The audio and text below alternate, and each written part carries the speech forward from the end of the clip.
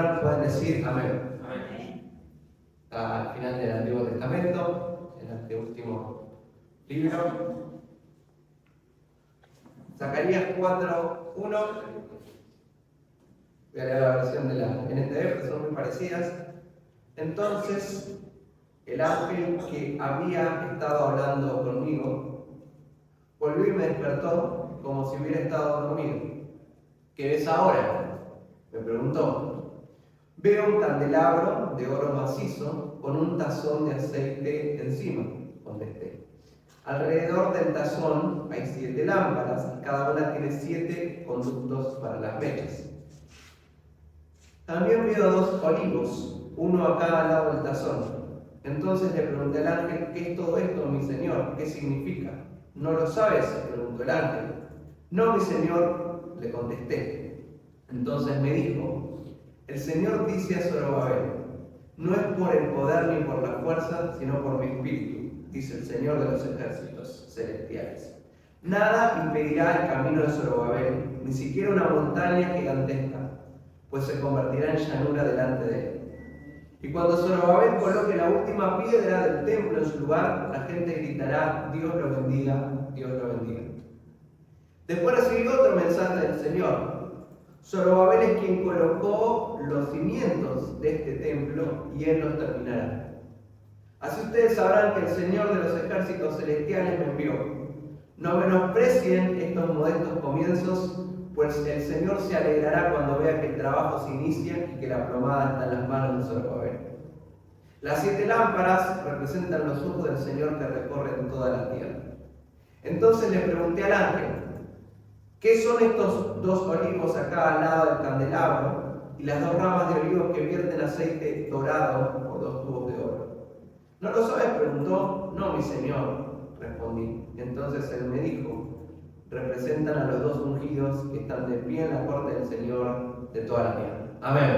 Amén. Oramos al Señor por esta palabra. Señor, te doy gracias por este texto que acabamos de leer. Te pido que a través de él, Señor, nos estés hablando a cada uno de nosotros. Gracias porque eres bueno. Gracias, Señor, porque tu palabra no vuelve vacía. Quiero, Señor, que esta palabra sea bendición para mi vida y para la vida de mis hermanos, Señor. Te pido que abras nuestro entendimiento, que abras nuestro corazón, y que por unos minutos podamos estar atentos a este texto, Señor, sabiendo que eres un Dios bondadoso, generoso, Señor, y que siempre hablas y sigues hablando en el día de hoy. En el nombre de Jesús, amén y amén. Pueden tomar sus asientos, hermanos.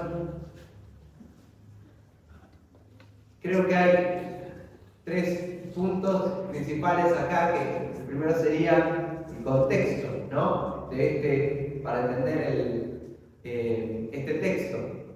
Y justamente estamos hablando del profeta Zacarías, un profeta menor, ¿sí?, y que su ministerio se da en la etapa del retorno, ¿sí?, en la era del retorno. Israel ha estado en esclavitud, ¿sí?, tanto el reino del norte como el reino del sur, por sus pecados, unos conquistados por el imperio asirio y otros conquistados por el imperio babilónico.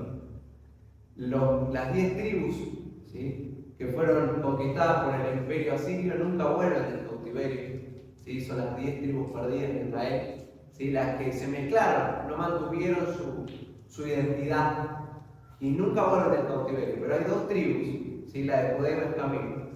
Las tribus que Dios había prometido a David, que el trono, ¿no?, se mantendría, ¿sí?, la descendencia, por amor a David, y de esas tribus que nace Cristo, son las que vuelven del retorno. La era del retorno habla, por ejemplo, de Daniel, que él está en cautiverio, pero se mantiene fiel a Dios en Babilonia. Ahora, Dios había prometido que iban a volver del cautiverio. Y en efecto eso sucede, vuelven del cautiverio. Pero ¿qué se encuentran? Con una Jerusalén en ruinas, no hay nada, desolada, los muros derribados, ¿sí?, no hay templo, porque todo ha sido destruido. Nehemías, ¿de qué se trata? De la reconstrucción de la ciudad, de los muros principalmente. Y tanto Ageo como Zacarías hablan de un paso más en esta reconstrucción, que es la reconstrucción del templo. Hay que reconstruir el templo, ¿sí? Y ese templo que se va a reconstruir, se construye en ese retorno. Templo que va a ser derribado en el futuro nuevamente por los romanos, ¿sí? En el 90 después de Cristo, y es que hasta el día de hoy no se ha vuelto a reconstruir por cuestiones políticas. Ahora, cuando en ese contexto en que el templo recién está empezando a construirse, ¿sí? Es en el que esta palabra de Dios viene, ¿sí? Ahora, ya había pasado algo. Hay otro libro que habla de la reconstrucción del templo, que es Ageo, en el que el pueblo estaba cómodo, ¿sí? Cada uno en sus casas, y Dios exige que hacen cómodos en sus casas. Están trabajando y no ven el fruto de su trabajo. Eso es porque se olvidaron de mi templo. Mi templo tiene que ser reconstruido. La casa de Dios tiene que ser reedificada. De eso habla Ageo. Y Ageo en el capítulo 2 nos muestra que hay un espíritu, hay una sensación de desánimo en la reconstrucción. No es el único caso, porque cuando había que reconstruir las murallas también había desánimo. Y Nehemías lo cuenta, había oprobio en el corazón del pueblo. Estaban lamentándose porque no había nada. Y con la construcción del templo pasa lo mismo, porque si leemos, había hombres y había mujeres que eran los más grandes que habían visto el templo construido, el templo de Salomón. Un templo que tenía mejor arquitectura, mejor estructura, mayor tamaño, un templo que fue glorioso, ¿sí? Y ellos lo habían visto, habían estado allí. Y ahora, cuando veían los planos del nuevo templo, o lo que se pretendía construir, decía: esto no es nada comparado con el templo que teníamos.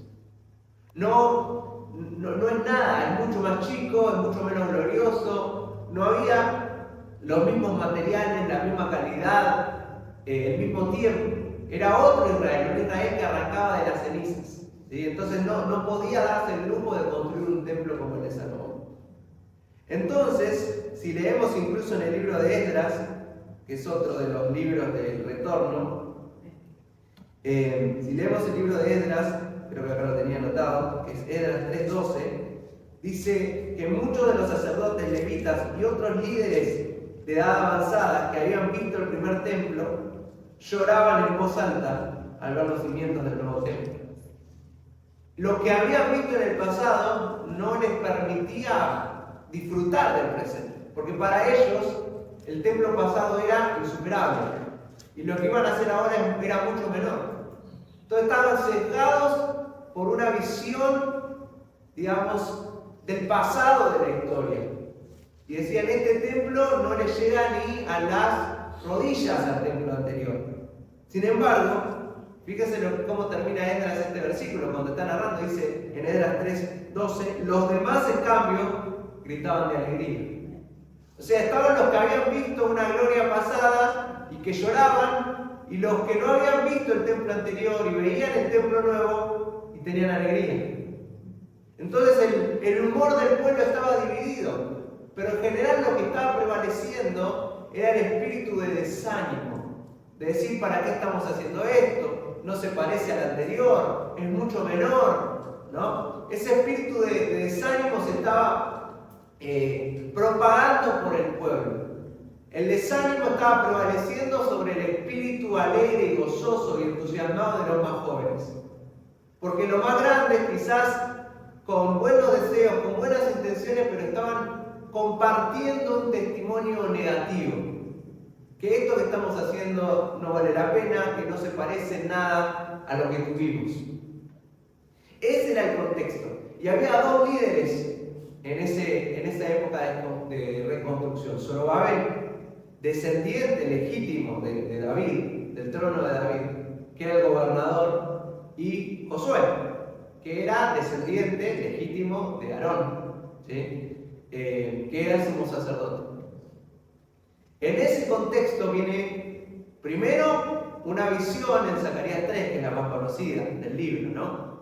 Donde Dios le muestra al profeta, ¿sí?, al sacerdote que tenía las vestiduras viles, ¿no? Dios tiene un mensaje para Josué, que él va a restaurar su sacerdocio.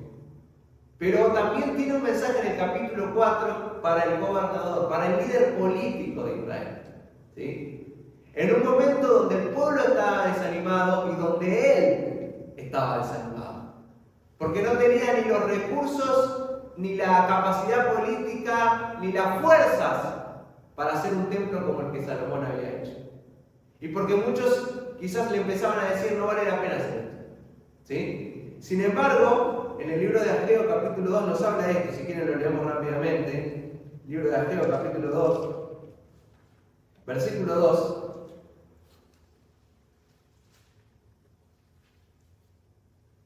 Dios está diciendo a partir del versículo 3: ¿alguno de ustedes recuerda esta casa, este templo con su antiguo esplendor? ¿Cómo se comparará este con el otro? No se parecen en nada, dice Dios. Sin embargo, ahora el Señor dice: Zorobabel, sé fuerte. Josías, hijo de Jehosadac, sumo sacerdote, sé fuerte. Ustedes que aún quedan en la tierra sean fuertes, así que ahora manos a la obra, porque yo estoy con ustedes, dice el Señor de los ejércitos celestiales.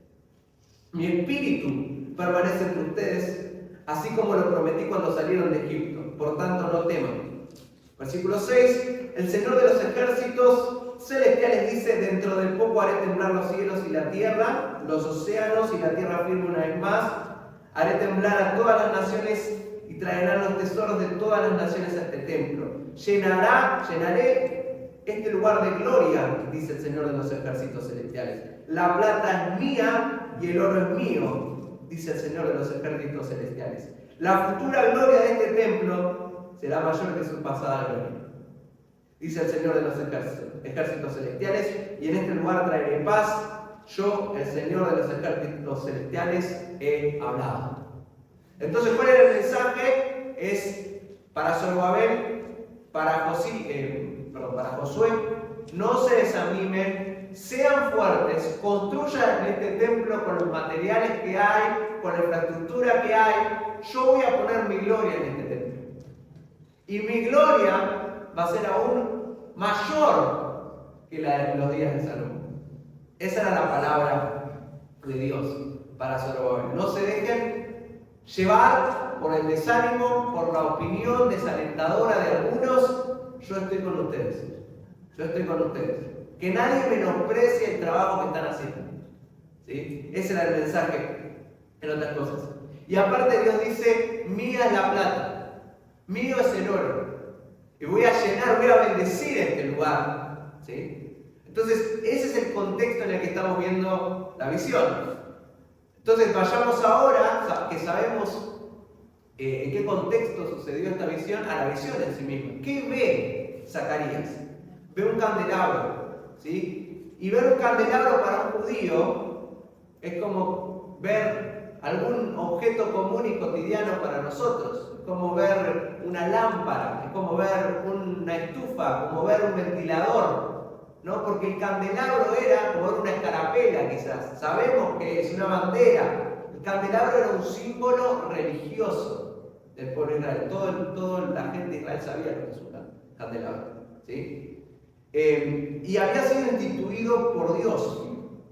Y tenía que estar en el templo, y era un utensilio bello, agradable estéticamente, porque era recubierto de oro, porque en general tenía 6 brazos y un brazo principal en el medio, digamos, y porque tenía la particularidad de que todo el tiempo tenía que estar encendido. Amén. Todo el tiempo tenía que estar encendido el candelabro, o también llamado candelero, son sinónimos. Ezequiel 25, del 31 al 40, no lo vamos a leer en detalle, pero el 31 Dios le dice a Moisés, y después usted quiere leer: haz un candelabro de oro puro, labrado a martillo. ¿Sí? Todo el candelabro y sus decoraciones serán de una sola pieza: la base, el tronco, las copas para las lámparas, los capullos y los pétalos. Era un utensilio hecho a mano, ¿sí? Lo cual lo hacía todavía más especial, más singular. era de madera y estaba cubierto de oro. ¿Sí? Ese candelabro, cuando Zacarías lo ve, lo reconoce, porque es para él un símbolo familiar. Él sabe lo que es, lo identifica. Nosotros lo leemos y quizás nos resulta más lejano porque no es algo de nuestra cultura y mucho menos de nuestra época. ¿Sí? Él ve un candelabro. Y lo que les decía es que el candelabro, por definición, siempre estaba en el templo y siempre tenía que estar encendido. En el libro de Levítico, el Señor, le voy a leer, no anoté la coordenada, pero es en Levítico, creo que era Levítico 24, pero no estoy seguro. El Señor le dijo a Moisés, escuchen en todo caso, ordena al pueblo de Israel que traiga aceite puro, le dice. Había una petición para el pueblo, traiga aceite puro de olivas prensadas para el alumbrado, y así mantener las lámparas continuamente encendidas. ¿Sí? Las lámparas del candelabro que están en el tabernáculo frente a la cortina interior que protege el arca del pacto. Aarón deberá mantener las lámparas encendidas en la presencia del Señor toda la noche. Esta es una ley perpetua para el pueblo que se cumplirá de generación en generación. Aarón y los sacerdotes se ocuparán de las lámparas que están en el candelabro de oro puro a fin de que ardan continuamente en la presencia del Señor. Había dos peticiones. Había dos responsabilidades establecidas por Dios. El sumo sacerdote era el responsable de tomar el aceite y garantizar, porque se usaba el aceite de oliva, ¿sí? Del olivo, se usaba el aceite de oliva. Hay una planta que es el olivo cuyo fruto es la aceituna, ¿sí? Y se prensa esa aceituna y se saca el olivo. Y nosotros lo usamos al olivo hoy en día para hacer una salsa, para hacer un pesto, para condimentar alguna ensalada, pero Israel lo usaba para mantener las lámparas encendidas. ¿Sí? Tenía el sacerdote la responsabilidad de mantener el candelero encendido siempre. Y era algo que no solamente lo sabía Aarón, sino que lo sabía todo el pueblo y que se transmitía a generación en generación. El candelero tiene que estar encendido. Y todos los sacerdotes sabían eso, pero hay un detalle acá. Que para que haya aceite de oliva en el templo, alguien lo tenía que llevar. Y eso era responsabilidad del pueblo, porque hay una responsabilidad del pueblo ¿de qué? De llevar el aceite prensado, de suministrar la materia prima, ¿no? Porque Aarón lo tomaba, pero alguien lo llevaba al templo.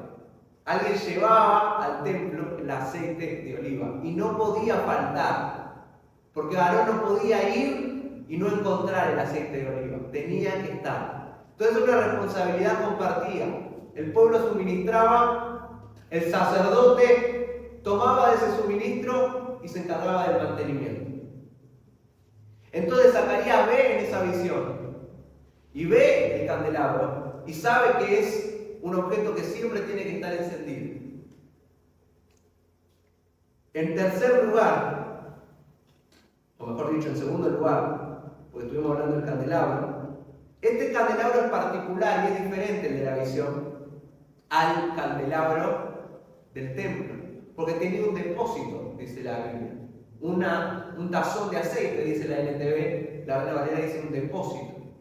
Un depósito que lo que permitía era tener un suministro abundante de aceite, ¿sí? En adición al candelabro original, este tenía, imagínense, como un tazón donde usted ponía una reserva de aceite, ¿sí? Una reserva de aceite para que nunca se apague la lámpara, ¿sí? Y ese depósito que tenía un suministro abundante de aceite tenía tubos que transportaban el aceite a las 7 lámparas. ¿Amén? Entonces, tenemos el candelero y tenemos un depósito de aceite adicional, agregado en esta visión, que esto sí era nuevo para el profeta, porque si usted busca el original, digamos, el famoso, no tiene ese depósito. Y en tercer lugar, lo que él ve es 2 olivos, uno a la derecha y uno a la izquierda, 2 plantas, ¿sí? 2 árboles de olivo. Y de ese olivo hay una rama, que lo dice en el versículo final prácticamente, hay una rama de cada olivo que cae sobre ese depósito. Como si el olivo natural estuviera conectado sobre el candelabro que era artificial. Y esto es un simbolismo claramente, pero garantizaba que el aceite siempre esté. Porque no solamente está el candelero, y está con sus 7 brazos que tienen a la vez cada uno una mecha, y está el fuego. No solamente hay un depósito que actúa como un reservorio de aceite para que nunca se acabe, sino que hay olivos, una planta que es la proveedora de materia del aceite, que cae directamente sobre ese depósito. Así que tenemos el depósito y tenemos la fuente del aceite cayendo directamente sobre ese depósito. Lo que claramente indicaría de que el aceite no iba a faltar, porque tenés el olivo ahí alimentando a ese candelero, y lo cual significa que ese candelero no se iba a apagar. Amén. Y ahí ya se entiende un poco lo que vio Zacarías, pero él no entiende el significado y le pregunta al ángel, ¿qué significa esto? Y lo que significa básicamente, el ángel le va explicando esa visión. Primero significa que hay una provisión divina e ilimitada de Dios para su pueblo. Porque ¿quién llevaba el aceite en los tiempos de Moisés y en los tiempos de los reyes? El pueblo llevaba el aceite. Si el pueblo no llevaba el aceite, no había suministro. Pero en esta visión, lo que Dios está diciendo es: yo proveo el aceite. Yo proveo el aceite, porque así como viene el olivo va directo. Yo soy el proveedor del aceite y yo soy la garantía de que la luz no se va a apagar. ¿Sí? Hay un depósito y yo voy a garantizar de que el aceite siempre va a estar. No son ustedes los que proveen el aceite, soy yo el que provee el aceite. Eso es lo que Dios está diciendo. Dios le está diciendo a Zacarías que Él va a brindar, y le está diciendo puntualmente a Zorobabel, que Él va a brindar su provisión abundante y garantizar que nunca falte los recursos necesarios, que las lámparas no se van a apagar, que la energía no se va a terminar y que la obra se va a concluir. La garantía de que la obra de Dios se va a continuar y va a completarse, no viene por el suministro humano, no viene por el esfuerzo humano, viene por el Dios del cielo. El poder, la riqueza o la resistencia física de los seres humanos jamás van a ser suficientes para garantizar que la obra de Dios se cumpla. Dios provee los medios para que su obra se cumpla. El versículo 6 del texto que acabamos de leer dice que le respondió el ángel y le habló diciendo: esta es palabra de Jehová Zorobabel, que dice: no con ejército ni con fuerza, sino con mi espíritu, ha dicho Jehová de los ejércitos. No con ejército ni con fuerza, sino con mi espíritu. Dios le está diciendo a un Zorobabel que está desanimado. ¿Sabe por qué está desanimado Zorobabel? Porque él ve que había un grupo dentro del pueblo que decían: esto que están haciendo no es nada, que está menospreciando el trabajo. Pero Zorobabel sabe que él está haciendo lo mejor que puede, porque no es el Israel glorioso de Salomón. Ese de Israel ya no existe. Es un Israel limitado, es un Israel con una economía que recién estaba comenzando, es un Israel con pocos recursos. Y Zorobabel, como el líder político, siente que él no puede dar más, porque no tiene más recursos, porque quizás no hay el dinero como para hacer un templo mejor, no hay la mano de obra para hacer algo mejor. Y lo que está pensando Zorobabel es: yo no tengo, yo no puedo, no alcanza. Pero Dios dice: no es ni con fuerza ni con ejército, es con mi espíritu. Yo proveo, yo garantizo que esta obra se va a terminar y que va a ser gloriosa. Y ese es el primer mensaje de esta visión, ¿no? que Dios es el primer interesado, el primer inversor y el que garantiza que su obra se cumpla. Dios es el que garantiza que su obra se cumpla. Él es el proveedor del aceite, de la gracia, de la unción para que su obra se lleve a cabo. El aceite no va a menguar, no va a faltar. La obra de Dios se va a concretar. En segundo lugar, lo que Dios le dice a Zorobabel es que no hay nada que pueda detener la obra de Dios. El primero es yo soy el que garantiza el suministro, ¿no? El primer mensaje es hay provisión divina ilimitada de Dios. El segundo mensaje es nada va a detener mi obra, dice Dios. Fíjense el versículo 7, nada impedirá el camino de Zorobabel. Porque están los que se levantan en contra, están los que ponen piedras en el camino, palos en la rueda. Y más en un contexto político donde Israel recién estaba emergiendo como nación y tenía enemigos que no querían que Israel se restituya. Pero el mensaje es, nada va a impedir tu camino, Zorobabel. ¿Por qué? Ni siquiera una montaña gigantesca, pues se va a convertir en llanura delante de vos. Si hay una montaña, yo la voy a hacer llanura. Y cuando Zorobabel coloque la última piedra del templo en su lugar, la gente gritará, Dios lo bendiga, Dios lo bendiga. No hay nada, absolutamente nada, por más grande que parezca, que pueda detener la obra de Dios. Y si aparece una montaña, Dios lo puede convertir en llanura. 1 Corintios capítulo 15, versículo 58, interpolándolo, trayéndolo para el Nuevo Testamento, lo que dice Pablo es, por lo tanto, mis amados hermanos, permanezcan fuertes y constantes. Trabajen siempre para el Señor con entusiasmo, porque ustedes saben que nada de lo que hacen para el Señor es inútil. No hay nada que pueda frenar la obra de Dios y Dios provee de los medios necesarios para que su obra se cumpla. 1 Corintios 1, 8 al 9 dice, estoy seguro, dice Pablo, de que Dios, estoy leyendo otro texto, 1 Corintios 1, 8 al 9, Él los mantendrá firmes hasta el final, para que estén libres de toda culpa el día que nuestro Señor Jesucristo vuelva. Dios lo hará, porque Él es fiel para hacer lo que dice, y los ha invitado a que tengan comunión con su Hijo Jesucristo nuestro Señor. Dios lo va a hacer. Él nos va a mantener firmes hasta el final.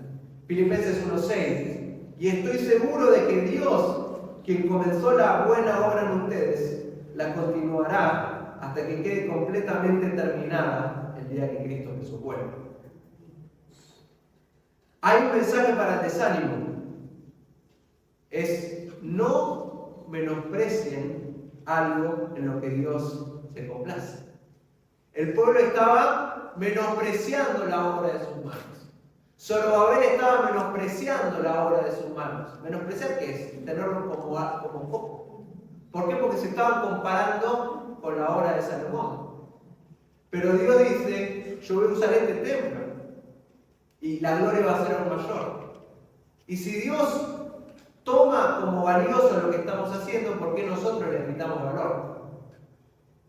Este desánimo es fruto de mirar solamente los resultados, porque vivimos en un mundo que solamente mira los resultados.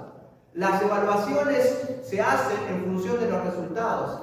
En un trabajo te evalúan por tu desempeño, pero te evalúan por tus resultados en general.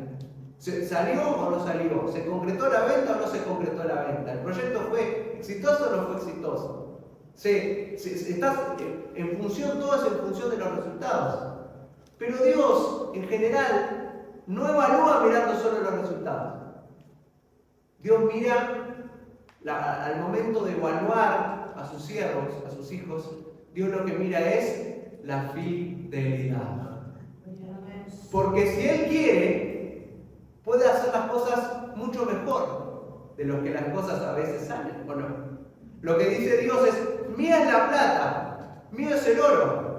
Si Dios quería, podía haber garantizado que el pueblo tenga recursos para hacer un templo como el de Salomón. Si Dios quiere hacer algo mejor, Él simplemente lo hace. Sin embargo, a veces lo que le pide a su pueblo es que hagan algo en contextos adversos, con recursos limitados, ¿sí? Porque Él no mira tanto los resultados en el sentido de qué tan grande es lo que construimos, qué tan bello es lo que construimos, sino en el cómo lo construimos. Y lo que Zorobabel tenía que entender es que quizás su templo era mucho más modesto, humilde, discreto que el glorioso templo de Salomón. Pero lo que Dios iba a evaluar era la fidelidad con el que él había construido ese templo. La fidelidad. Es más, la parábola de los talentos, lo que Dios reconoce de los que actuaron bien, más allá de los resultados, es bien, siervo fiel. En lo poco fuiste fiel, en lo mucho te pondré. Dios no les podría haber dado mucho, porque si Dios quiere, te puede dar mucho para hacer. Pero a veces Dios da poco, ¿sí? Para que en eso poco le seamos fieles. Porque si Dios quiere, si Dios quisiera, ¿no? Trayéndolo a la iglesia, ¿no? Si Dios quisiera, pudiera hacer que hoy este lugar esté lleno, por ejemplo. Si Dios quisiera, esa calle ya se podría haber asfaltado, ¿o no? Si Dios quisiera, y podemos pensar, ¿qué hay cosas que Dios no puede hacer? Pero a veces Dios nos da poco, nos da recursos limitados y nos dice, sé fuerte. Sé fuerte. Con lo que tenés, con lo que te di, sé fiel. Y mi gloria va a estar con vos. Y mi gloria va a estar con vos. Ese es el mensaje. Y si en lo poco sos fiel, en lo mucho te voy a poner. Pero no es una cuestión de que Dios no pueda. Es una cuestión de cómo Dios trabaja. Dios en lo poco hace mucho. Dios en lo poco muestra su gloria. Porque cuando en lo poco hay fidelidad y de lo poco se hace algo grande, Dios es glorificado. Ese es el punto clave. Leamos el versículo, ahí les digo, de nuestro texto original. Versículo 10. No menosprecien estos modestos comienzos, pues el Señor se alegrará cuando vea que el trabajo se inicia y que la plomada está en las manos de Zorobabel. ¿Es modesto? Sí. ¿Son pocos los recursos? Sí. ¿Es poca la mano de obra? Sí, pero no crean que es poco, porque yo estoy contento de que ustedes lo estén haciendo. Ese es el mensaje del Señor. La Reina Valera dice, los que menospreciaron el día de las pequeñeces. Lo que estamos haciendo es una pequeñez. Es insignificante, no importa, no mueve la aguja, va a decir uno. ¿Será que todo esto vale la pena? Y Dios dice, yo me estoy alegrando cuando veo la plomada. Yo me estoy alegrando cuando veo que el templo se construye. Yo estoy de acuerdo con esto y yo voy a recompensar ese esfuerzo, porque la obra de Dios va más allá de los resultados. Está relacionada con cómo se hace. Y si se hace con fidelidad, con gozo y con alegría, más allá de los resultados, Dios está contento. Amén. Y ese es el mensaje para el día de hoy. Un mensaje para el desánimo, un mensaje para cada uno de nosotros. Fíjense que es Dios provee desde el cielo todo lo que necesitamos. El suministro divino nunca se termina. Como la viuda que el aceite no menguaba ni escaseaba hasta que pudo pagar su deuda y alimentarse ella y a su hijo. El suministro no va a terminar. Imaginemos que este lugar está encendido, que tu vida, que tu familia está encendido, ¿sí? Y que hay un depósito de aceite. Y ese aceite viene brotando directamente del cielo. Y Dios dice, el aceite siempre va a estar. El aceite siempre va a estar. Nunca va a faltar la provisión divina. Amén. Vamos a ponernos de pie. Las 7 lámparas son los 7 ojos de Dios, garantizando su cuidado omnisciente. Él lo ve todo. Por último, las ramas del olivo, ¿sí? ¿Qué representan? Dios le dijo, hay 2 olivos, uno es Zorobabel y el otro es Josías. Uno es el profeta, perdón, uno es el sacerdote y el otro es el rey. Porque ustedes son los intermediarios para que la obra no se acabe. El olivo es la providencia de Dios. En Cristo, el oficio del sacerdote y el del rey se unifican. ¿Sí? Por eso Jesús luego dice, yo soy la vid verdadera. ¿Sí? Ustedes son los pámpanos. Porque ya no hacen falta 2 olivos, porque antes había un sacerdote y un rey. Pero ahora eso se unificó en una sola persona, que es Jesucristo, que es sacerdote y rey. Nosotros somos los pámpanos. Separados de Dios, nada podemos hacer. En Dios tenemos toda la provisión que necesitamos. Vamos a estar orando al Señor por esta palabra y agradeciendo porque Él es